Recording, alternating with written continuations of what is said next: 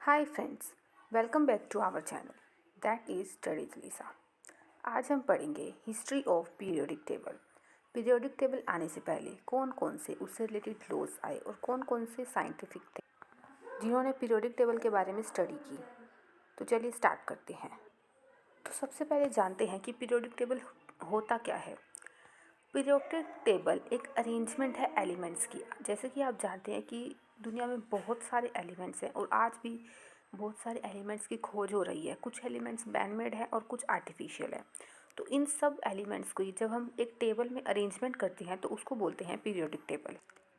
जो first effort किया गया था पीरियोडिक टेबल पे वो किया था 1829 में डोब्रेनर जी ने, जो कि एक जर्मन साइंटिस्ट थे। इन्होंने एक लॉ दिया था जो कि जिसे कहा गया था law of triads. Law of triad में डोब्रेनर जी ने कोई भी 3 एलिमेंट्स लिए और उनका एटॉमिक मास लिया। अब जो फर्स्ट और थर्ड का एटॉमिक मास है, अगर हम इनका अरिथमेटिक मीन निकालें तो जो मतलब कि एवरेज निकाले तो जो आएगा वो हमारा जो सेकंड जो एलिमेंट है उसके इक्वल आएगा। जैसे कि ये एग्जांपल है आपके सामने, ये 3 एलिमेंट है ली ना के, मतलब कि लिथियम, सोडियम और पोटेशियम। ये 3 एलिमेंट्स का ग्रुप बनाया इन्होंने। अब जो फर्स्ट एलिमेंट है और जो थर्ड एलिमेंट है, इनके मास यहाँ एटॉमिक मास आपको दिख रहा है, ये रहा। ये फर्स्ट और थर्ड का जब एटॉमिक मास हम अर्थमेटिक मास अगर निकालेंगे हम इनका एवरेज, तो वो सेकंड के इक्वल आएगा। मतलब कि अगर लिथियम और पोटेशियम का हमने अर्थमेटिक मीन निकाला तो जो हमारा आंसर आया वो क्या निकला, ना, मतलब कि जो सेकंड में ना है सोडियम। सोडियम का अर्थमेटिक मास, एटॉमिक मास और इन दोनों का एवरेज सेम होगा। ये इन्होंने अपनी लॉ ऑफ रेट्स में दिया था। और ये जो इनका ग्रुप है ली ना के, ये ग्रुप मोस्ट सक्सेसफुल ग्रुप माना जाता है, यानी कि मोस्ट सक्सेसफुल ट्राइब्स में इन्हें माना जाता है। ये तो था इनका फर्स्ट ग्रुप। अब इसके अलावा ये 4 ग्रुप और थे। ये देखिए, ये 4 ग्रुप हैं। जो पहला ग्रुप है ली ना के, मतलब कि लिथियम, सोडियम और पोटेशियम। सेकंड है कैल्शियम, स्ट्रोंटियम और बेरियम का। कैल्शियम को Ca लिखते हैं, स्ट्रोंटियम को Sr और बेरियम को Ba। ये जो पहला ट्राइड था उससे कम सक्सेसफुल था, लेकिन ये भी सक्सेसफुल की कैटेगरी में ही लिया उन्होंने। नेक्स्ट इन्होंने एक्सपेरिमेंट किया क्लोरीन, ब्रोमाइन और आयोडीन पे। इनका जब उन्होंने अर्थमेटिक मीन निकाला तो वो जो सेकंड एलिमेंट है ब्रोमीन, उनके इक्वल नहीं आया। तो इस एक एक्सपेरिमेंट में वो फेल हो गई।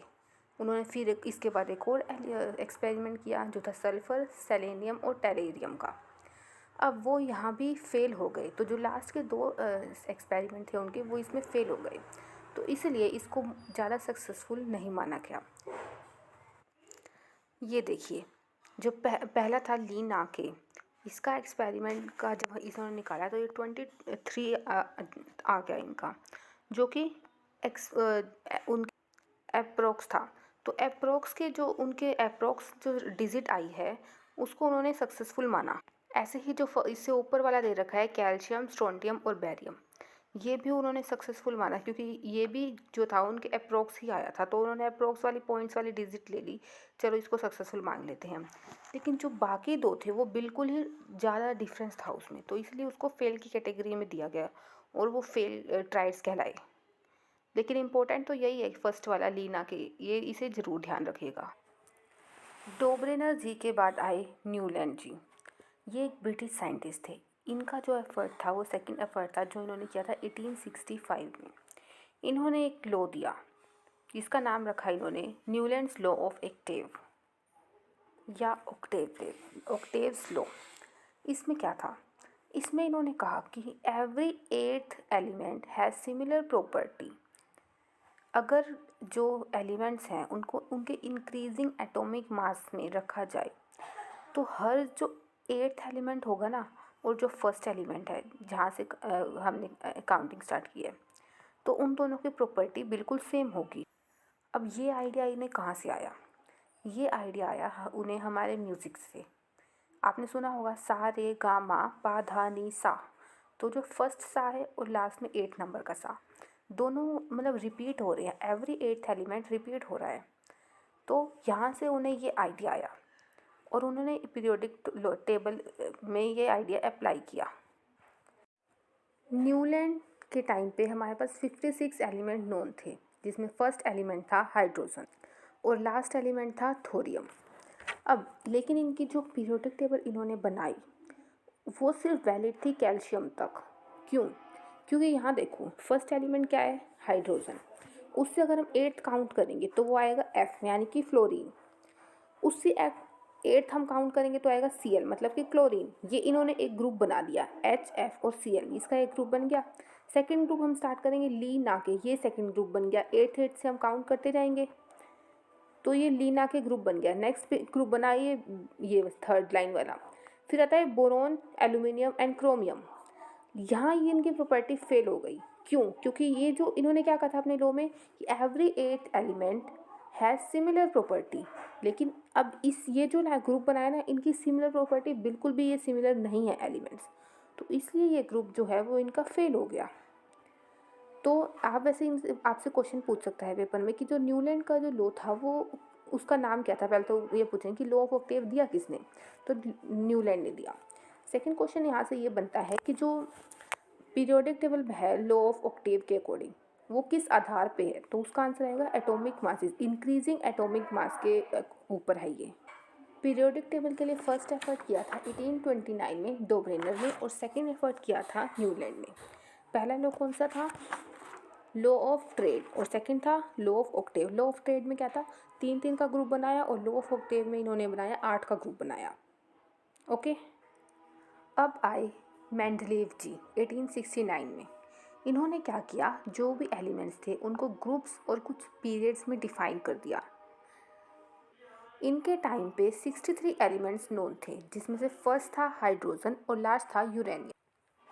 ये जो आपको वर्टिकल लाइंस दिख रही हैं, इसको इन्होंने नाम दिया ग्रुप्स, जो कि इन्होंने 8 ग्रुप बनाए। जैसे ये 1 2 3, ये नंबरिंग दिख रही है आपको, 5 6 7 8, ये 8 थे group.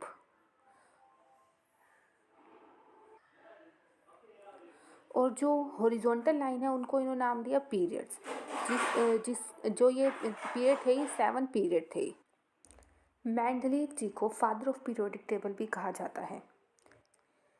First time periodic table German में न्यूज़पेपर में एक जर्नल न्यूज़पेपर था, वहाँ पर पब्लिश हुआ 1872 में। जो मेंडलीव जी ने पीरियोडिक टेबल बनाया था वो। अब इन्होंने क्या किया कि जो 63 एलिमेंट नोन थे उस टाइम, उनको ग्रुप और पीरियड में डिवाइड किया, और ऐसे डिवाइड किया कि जो उनका एटॉमिक मास था वो इंक्रीज़ हो रहा था। जो नेक्स्ट एलिमेंट्स थे उनका एटॉमिक मास इंक्रीज़ हो रहा था। इन्होंने लॉ दिया मेंडलीव्स पीरियोडिक लॉ, और इनके लॉ के अकॉर्डिंग जो किसी भी एलिमेंट्स की फिजिकल और केमिकल प्रॉपर्टी है वो उसके एटॉमिक मास की तरह ही है। और इन्होंने अपने पीरियोडिक टेबल में कुछ ब्लैंक स्पेस भी इन्होंने रखा, जैसे आपको दिख रहा है ये वाइट पार्ट में जो है ये इन्होंने एम्प्टी स्पेस रखा। क्यों? क्योंकि इन्हें पता था कि आने वाला जो टाइम है, जो फ्यूचर है, उसमें और भी एलिमेंट डिस्कवर हो सकते हैं, तो वो यहाँ आ सके, इसलिए इन्होंने एम्प्टी स्पेस भी रखा। इन्होंने पीरियोडिक टेबल बनाने में बहुत ही बड़ा योगदान दिया है, इसलिए ही इन्हें फादर ऑफ पीरियोडिक टेबल भी कहा गया है। क्योंकि इतने सारे एलिमेंट्स को स्टडी करना, लोगों को बहुत साल लग जाते हैं एक एक एलिमेंट को स्टडी करने में, तो वो इन्होंने इतनी मेहनत की, एक एक एलिमेंट को स्टडी किया, उनको ग्रुप बनाए, पीरियड बनाए, तो उनकी सेम प्रॉपर्टी है उनको साथ में रखा, तो इसीलिए इनको फादर ऑफ पीरियोडिक टेबल कहा गया। लेकिन हर चीज़ की डीमेरिट्स भी होती हैं कुछ, तो इनके पीरियोडिक टेबल की भी कुछ डीमेरिट सामने आई, जिसमें से जो पहले डीमेरिट्स थी वो इनकी, जो इन्होंने खुद ही कहा था कि जो इनके एलिमेंट्स है वो एटॉमिक मास के अकॉर्डिंग है और वो इंक्रीजिंग एटॉमिक मास के अकॉर्डिंग है, तो ये अपनी बात में ही फंस गए। क्योंकि एक जगह ये देखा गया कि जो एटॉमिक मास है वो कम हो रहा है। जैसे कि आप यहाँ देखिए CONI, कोबाल्ट एंड निकल। कोबाल्ट का क्या है एटॉमिक मास है 58.9 और निकल के क्या है 58.9। लेफ़्ट टू राइट जाए तो क्या होगा, एटॉमिक मास बढ़ेगा, लेकिन यहाँ क्या हो रहा है, घट रहा है। तो एक तो ये डीमेरिट जो कि सबसे बड़ी डीमेरिट मानी गई है। अब इसके बाद एक और जो थी डीमेरिट वो सामने आई टाइम की, क्योंकि थोड़े टाइम बाद, कई सालों बाद, जो एलिमेंट्स हैं उनके आइसोटोप भी हमें मिले, लेकिन यहाँ इनकी पीरियोडिक टेबल में कोई भी आइसोटोप का के लिए स्पेस नहीं था। ये जो ब्लैंक स्पेस थे वो फ्यूचर में अनडिस्कवर्ड एलिमेंट्स के थे, आइसोटोप के लिए नहीं थे। अब आप कहेंगे आइसोटोप क्या होता है? तो आइसोटोप वो होता है, एक एलिमेंट है, आपको पता है एलिमेंट में क्या होते हैं, प्रोटॉन न्यूट्रॉन होते हैं। अगर एलिमेंट में सेम नंबर ऑफ प्रोटॉन है लेकिन न्यूट्रॉन का नंबर है वो डिफरेंट है, तो उस एलिमेंट को हम क्या कहेंगे, आइसोटोप कहेंगे। आइसोटोप की एक और भी डेफिनेशन हो सकती है, जैसे कि हम यूँ कह सकते हैं कि उसमें सेम एटॉमिक नंबर हो, मतलब कि एटॉमिक नंबर तो सेम हो एलिमेंट का, लेकिन जो एटॉमिक मास हो वो डिफरेंस हो। अब जैसे मैं आपको एग्जांपल देती हूँ, ये देखिए, सबसे बड़ा एग्जांपल है हाइड्रोजन का। ये है हाइड्रोजन के आइसोटोप H1H, 2H1 और 3H1। 1H1 को प्रोटियम कहते हैं, 2H1 को ड्यूटेरियम और 3H1 को कहते हैं ट्राइटियम। अब यहाँ देखें कि जो हाइड्रोजन है उसके जो ऊपर नंबर लिखा हुआ है ना उसको बोलते हैं एटॉमिक मास, और जो नीचे लिखा होता है उसको बोलते हैं एटॉमिक नंबर। अब ये जो प्रोटियम है इसका एटॉमिक मास भी सेम है और एटॉमिक नंबर भी सेम है, तो ये भी आप ध्यान रहे, क्वेश्चन आ सकता है, protium is the only element in periodic table that has same atomic mass and same atomic number. आप इसको नोट कर लीजिए। नेक्स्ट है ड्यूटेरियम। अब यहाँ देखें ऊपर क्या है, 2H1, 2 क्या है एटॉमिक मास और 1 क्या है एटॉमिक नंबर, तो यहाँ डिफरेंट है।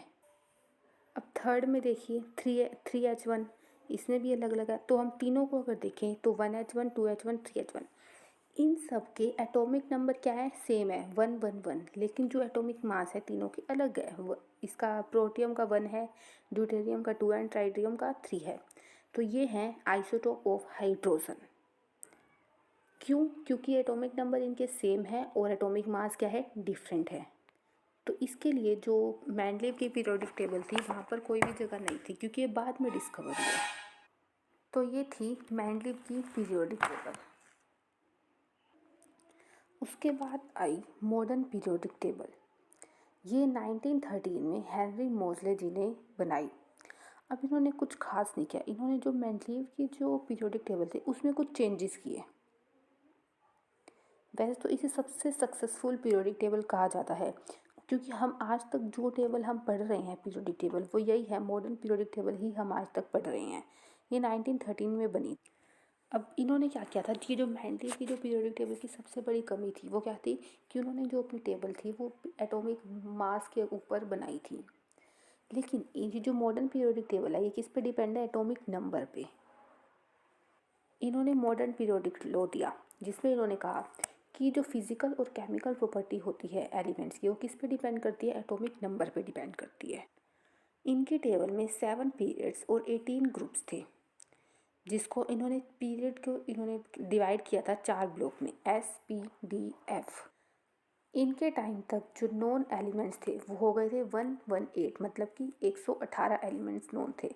आप अगर पुरानी बुक्स पढ़ेंगे तो उसमें 114 मतलब 114 मिलेगा उसमें, लेकिन अब है 118 एलिमेंट्स।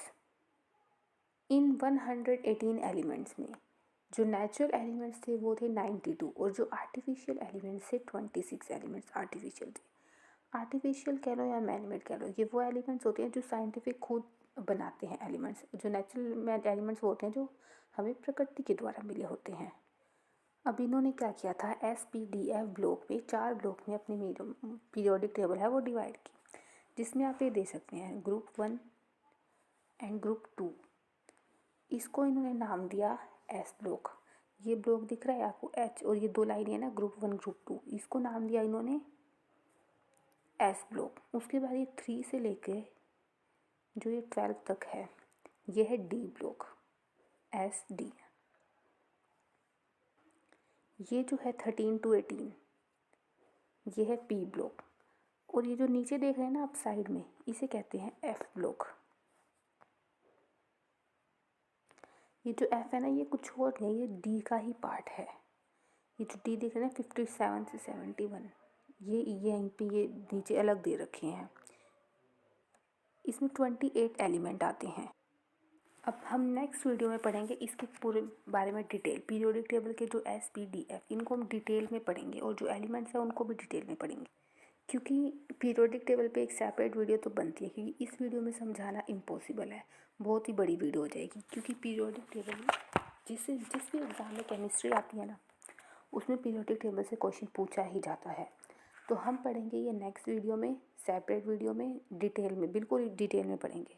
आज हमने पढ़े लॉ, जो हम पीरियोडिक टेबल के पीछे लॉ थे, law of triad, law of octave, मैंटीज लॉ और मॉडर्न पीरियोडिक लॉ, ये 4 हमने लॉ पढ़े हैं।